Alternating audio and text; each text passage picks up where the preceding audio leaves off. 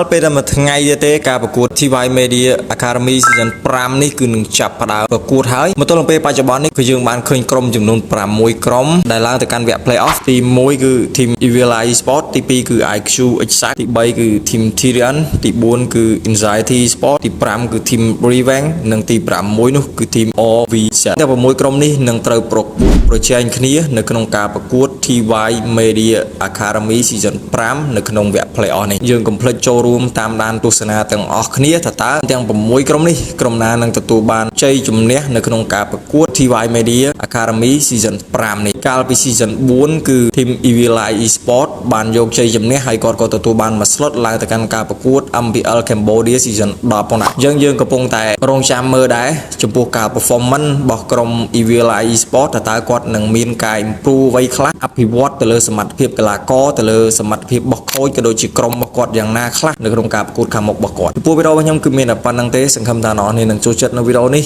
បើចូលចិត្តកុំភ្លេច follow like ម្នាក់មួយផងអរគុណអ្នកនរគ្នាជម្រាបលា bye see you next video